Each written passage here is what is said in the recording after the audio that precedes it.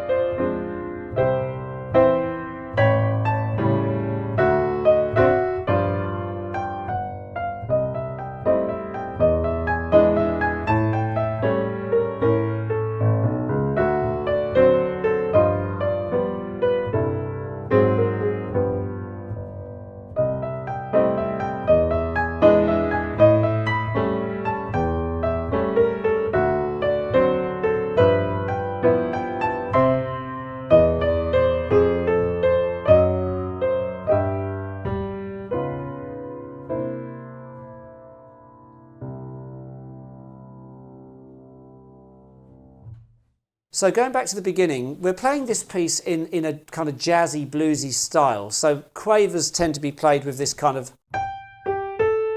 feel to them, rather than, you know,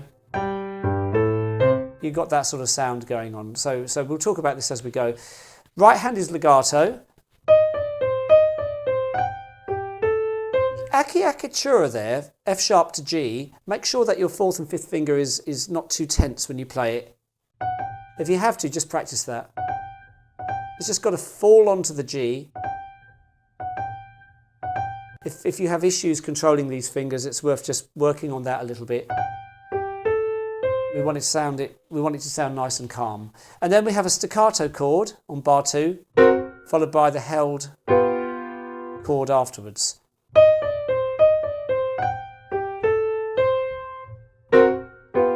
That's what we've got. Left hand actually is playing like a stride movement where the bass note is happening and then there's a chord.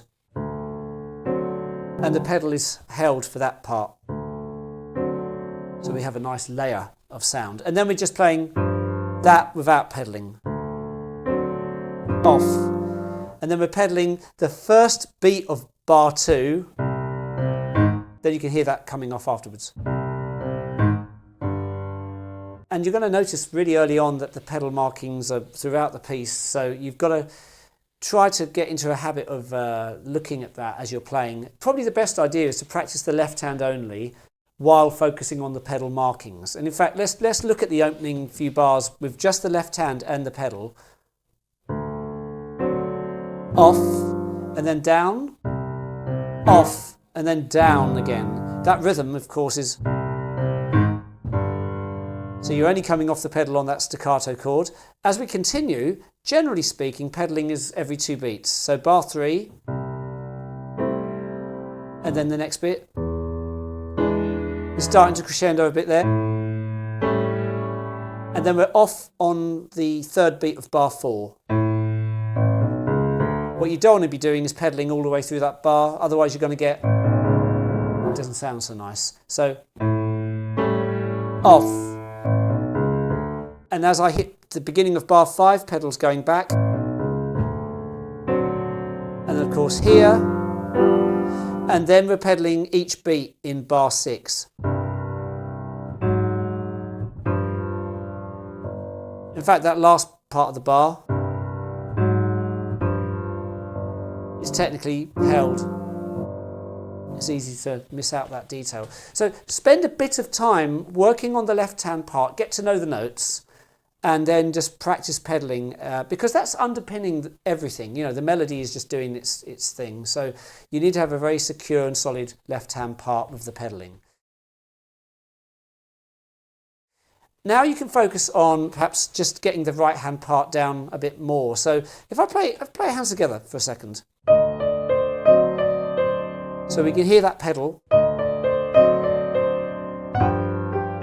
And that last bit isn't pedalled. And then I'm pedalling, then off, and then down.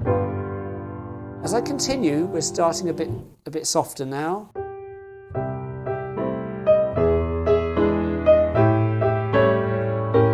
Thanks to the pedalling, of course, it sounds slinky.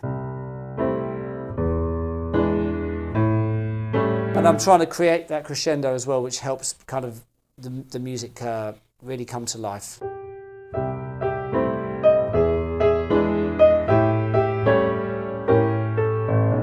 Watch that last bit of the bar, because that's on its own without pedalling.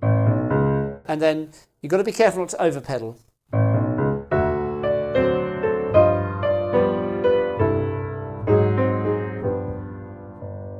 I instinctively came off the pedal in bar 6 halfway through. I should have held the pedal over that G major. It's quite unnatural for me to do that, but that's what it is. Okay, so we're following these principles throughout the piece when we're learning it. So as we're carrying on in the right hand, we've got a legato.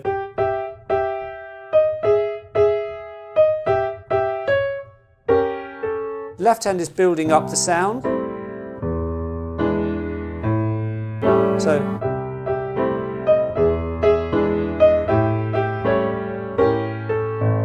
and again, every time we have that climb up, that isn't pedalled, so watch out for there. One other thing to be careful about is sometimes the rhythm is ba ba ba, and other times it's ba ba ba. For example, at the end of bar 2, we've got a crotchet, haven't we? Whereas later, at the end of bar 6, we've got. So be careful that you don't, do these ones wrong. So the first time it's, and the later one is a shorter first note. Okay, so if we just carry on now from the end of bar 8, we've just played.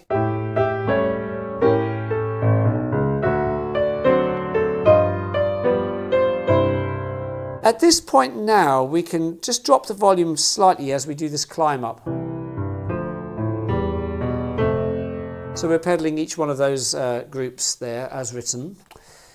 And this is starting to feel like we're going into a new section. So, you could even just practice the first 9 or 10 bars and let that settle down before going too much further. As we now carry on from bar 10, we're doing that climb up.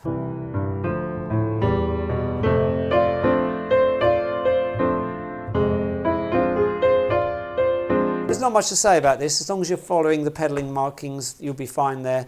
There is one thing to consider in bar 10. The right hand is actually in the bass clef there. You'll probably realise this because there's a little bracket on the second beat of bar 10 in the bass part there. So that's played in the right hand, and the left hand's just doing the quavers. That's what it means, that little bracket. It's just telling you the right hand's playing that bit. And then in the next bar, you see the bracket pointing the other way to suggest the left hand is coming in on bar 11 on the second beat, and of course playing the chords in the left hand. So the right hand's only temporarily going into the bass clef. Then it's back there. But then we have a moment in bar 12 where the right hand hits the A flat on the first beat of the bar and then goes back to its. So just be careful there. A flat is played with the right hand in the beginning of bar 12.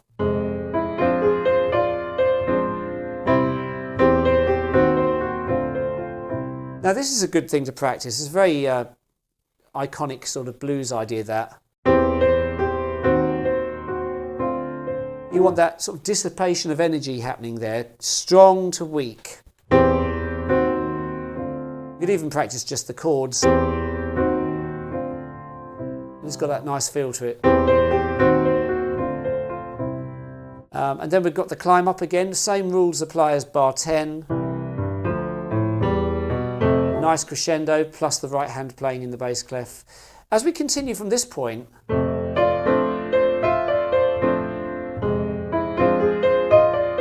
once again bar 16, right hand's playing that A flat.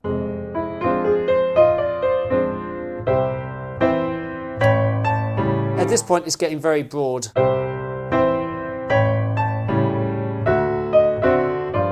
And then we're about to drop volume slightly here. But not for long, we're climbing back up. So here's another thought for you. You know, you could practice bar 10 up to bar 18.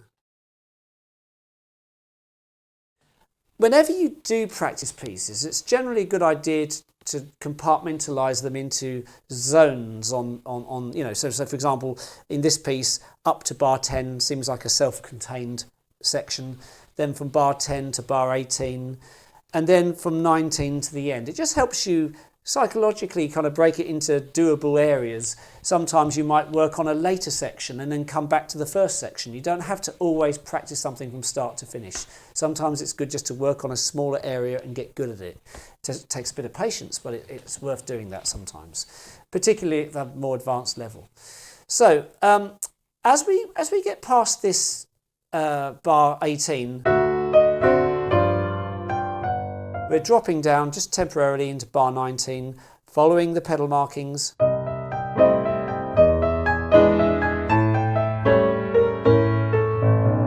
Oh, I pedalled into that. You see, you don't want to be doing that. It's very tempting to keep on pedalling all the way through. There's moments where we're not pedalling. They're quite rare because most of the time we are pedalling. Let me just play that from 19 again. My fingering's going strange here. I'm not quite doing what they're suggesting. They're suggesting 2, 1, 4. I'm doing 2, 3, 4. But the one does make sense as well. Sometimes you can just do different fingering if it feels comfortable. You don't always have to do what's suggested.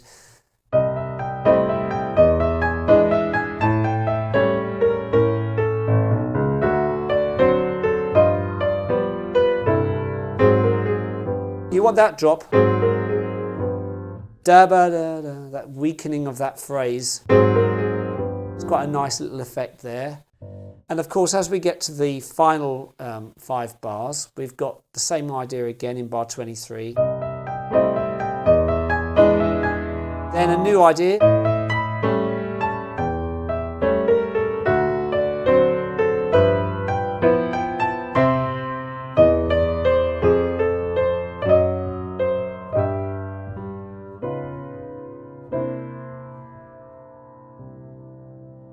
And that's generally how you can end it. I mean, when it comes to slowing down in a piece, it says writ in this case at bar 26. It's written above the music, so it's easy to not see it there.